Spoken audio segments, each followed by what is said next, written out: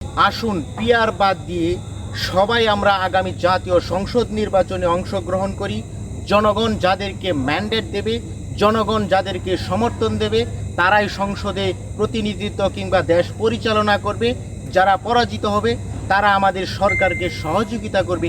এমনই প্রশ্ন ছুড়ে দিয়েছে যারা পিআর ইস্যুতে বিপরীতমুখী অবস্থানে আছে। মির্জা ফখরুল ইসলাম আলমগীর সাহেব উদারত আহ্বান জানিয়েছে। বিএনপির হাইকমান্ডও অবগত আছে, কারণ বিএনপির জনপ্রিয়তা 5ই আগস্টের আগে যেমন ছিল, 5ই আগস্টের পরে আজকে 1 বছরের উপরে অতিবাহিত হওয়ার পরে কিন্তু বিএনপির জনপ্রিয়তা সেই অবস্থানে নেই। প্রত্যন্ত অঞ্চলে বিএনপির জনপ্রিয়তা কিছুটা হলেও কমতেছে, শুধু বিতর্কিত কিছু কর্মকাণ্ডের কারণে। তারপরেও এখনও যেই পরিমাণ জনপ্রিয়তা আছে, অবাধ সুষ্ঠু একটি নিরপেক্ষ অংশগ্রহণমূলক যদি নির্বাচন হয়, সেই নির্বাচনে বিএনপি ক্ষমতায় আসবে সেটা অনেকটাই নিশ্চিত।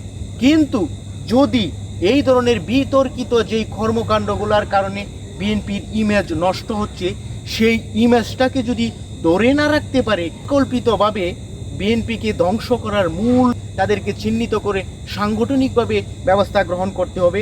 অন্যথায় ভূমিধস পরাজয়ের জন্য কিন্তু বিএনপিকে অপেক্ষা করতে হবে।